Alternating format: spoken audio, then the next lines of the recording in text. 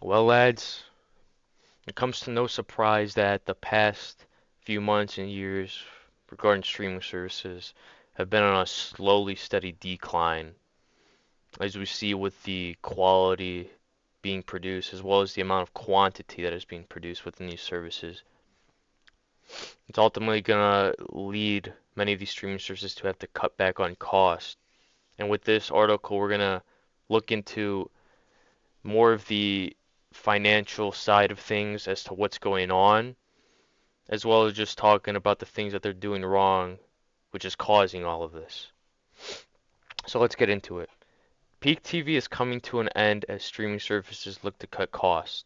Orders for scripted series for adults have dropped 40% since 2019 as Netflix, Warner Bros. Discovery, and Disney look to cut back. The cancellation and deplatforming of Warner Bros. Discovery Inc., Westworld, which had a run for 4 years, The Nevers, and Minx is another signal that the golden age of what many in the entertainment industry called peak TV has well peaked. The glut of content that consumers enjoyed, given expected for the mere cost of a monthly subscription, is waning.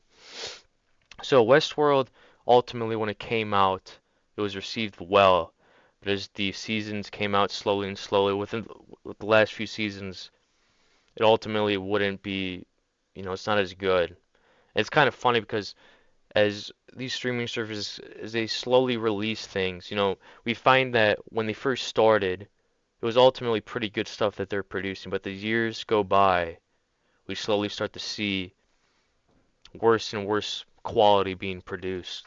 That's what we saw with Westworld, which ultimately led it to being canceled because the numbers weren't there for it to be profitable. And it's a shame because I've heard that many still enjoyed the show, but obviously they won't be getting another season, so it doesn't matter. So after years of robust growth in streaming services and subscribers turbocharged the number of TV shows produced each year to record numbers. Again, we're talking about shows produced each year to record numbers. We're talking about quantity over quality. We're ultimately seeing a bunch more crappy things being produced. We're seeing Willow on Disney Plus, the new show that just came out, ultimately shoving down people's throats the agenda of gayness. And ultimately, what made Willow special and what made people enjoy it was the adventure, the mission, as well as the friends that you made along the way. And this would appeal to the whole audience, no matter if you were straight, gay, or whatever you associated yourself with. You appealed to this because it was something everyone could connect with. But when you have a company that's shoving down your throat about, being gay, this, that, that's not a good thing for many of the viewers to watch. And so it ultimately was crappy. And as well as with the Rings of Power, with the lore, for them not sticking to the books and ultimately showing that the woman is strong and having these stupid arcs that are not even good, it just makes no sense because the story was terrible. Okay, and continuing along, the streaming explosion has lost steam. Of course it has. Streaming services from the likes of Warner Bros. Discovery and Comcast Corp. To market leaders such as Netflix and Walt Disney are responding by slashing costs, which includes slowing down the number of shows they greenlight and adjusting their strategies. So this makes sense because they're producing the living crap out of shows and movies. Ultimately, they're just hoping that the quantity that they put out, having out of that whole quantity, having a few of them being big hits, but ultimately leads them to having much more expensive costs instead of them just focusing on a few IPs or whatever it may be and making those IPs be good for the viewers to watch. And ultimately, it would lead to a good spread of word around, which could lead to more subscriptions being added along these streaming services and including them to be more profitable rather than taking loss or having them to make cuts. So the number of scripted series for adults ordered by US TV networks and streaming services tumbled 24% in the second half of 2022 compared with a year ago and has plummeted 40% since 2019 according to Ampere Research. Curtailed content has coincided with subscribers to overwhelmed by too many programs and a decline in the growth of subscriptions. The number of original scripted programs aimed at adults soared from 182 to 2002 to 559 in 2021.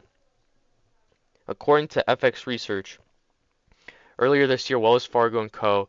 estimate the 9 largest media and tech companies would spend about $140 billion in content in 2022.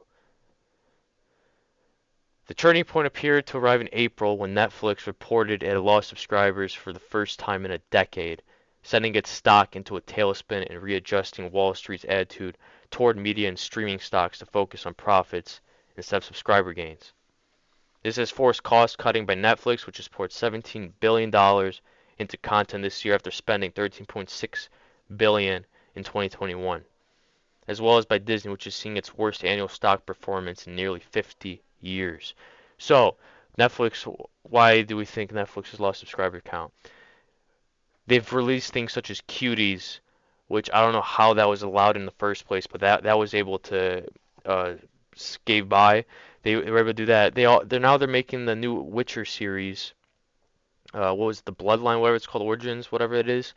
Ultimately, we're seeing the reaction and the reviews being terrible for that, as well as seeing Henry Cavill being let go of the Witcher series because of creative differences, because the actual showrunners don't want to stick to the lore accurate or book accurate information that is given to them. Instead, they want to go off on their own path.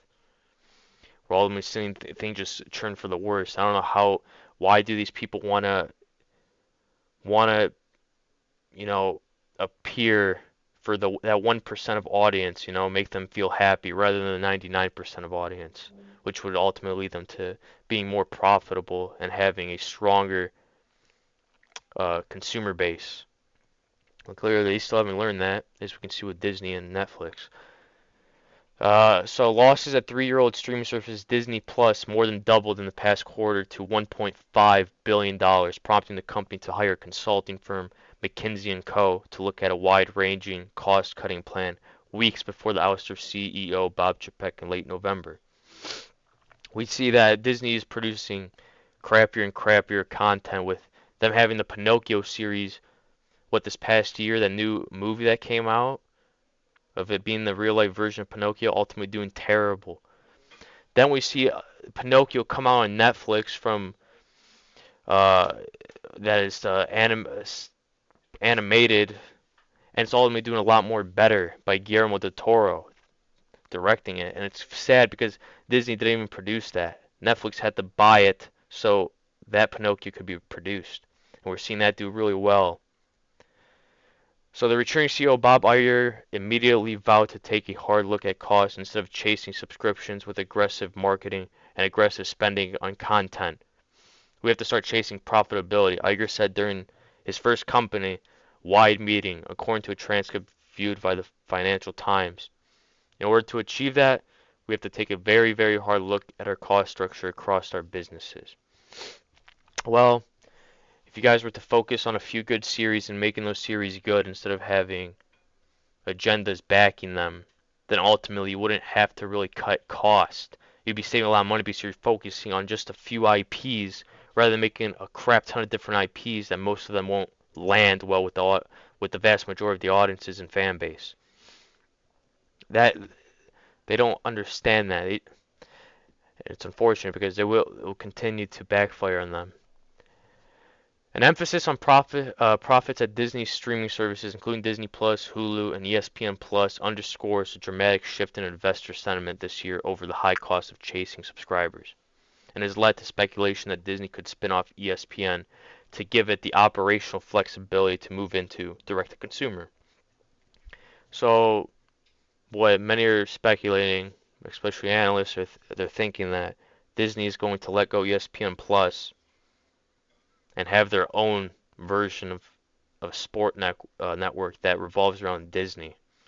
Their analysts are believing that this will strengthen the IP of Disney, and ultimately strengthen the fan base because people will know that it's Disney, instead of them being having like many different sources that don't really revolve around Disney.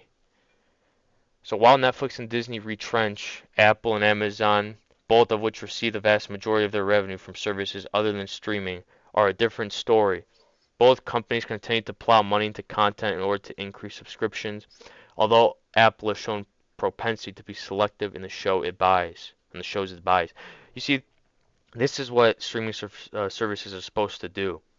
They're supposed to be very selective with the things that they think are going to do well.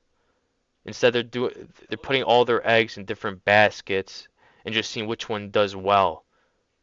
It's not how it works when it comes to these shows, because most of those shows that are coming out, they have agendas behind them that ultimately won't land with the wide fan base and ultimately lead them to fail.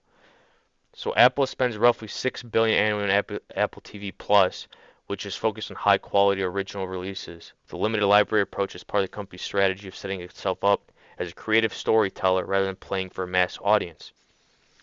Even these other streaming services that are playing for a mass audience ultimately fail, and they're playing for the smaller audience, that 1%, because they have all these messaging in their shows and movies that won't land with the mass audience, which is very bewildering to me. Amazon, meanwhile, in the midst of expanding its media business to help drive Prime subscriptions and more purchases on its core e-commerce site, the company has spent $13 billion on content for its video and music streaming services last year, up from $11 billion in 2020, and its ambitions seem to have no bounds. So this 13 billion, 1 billion, so 1/13 coming from Rings of Power ultimately being a failure, with them having crappy messaging in it as well as a crappy story because of them not wanting to stick to the actual lore accurate books that was provided by J.R.R. Tolkien and his son Christopher Tolkien. So I'm happy to see them doing terrible on that. The retailer Behemoth, which acquired MGM Studio for $8.45 billion this year, plans to spend $1 billion annually on between 12 and 15 movies, Bloomberg reported. So ultimately, if these streaming services continue down this path of just producing quantity over quality and just wanting to appeal to that 1% audience, they're going to continue suffering losses and are going to have to try to make up costs by cutting costs. And if they continue down this road, we're going to start seeing the harmful effects of that having, especially on employees working for these companies. We're going to see layoffs, people lose jobs, which will be very unfortunate. But it is what it is when these companies are ignorant and arrogant on what they produce. Let me know your guys' thoughts on this, and I hope you enjoyed this video, and I hope you guys subscribe, and have a good day, everyone. Peace out, and I'll see you on the next one. Bye-bye.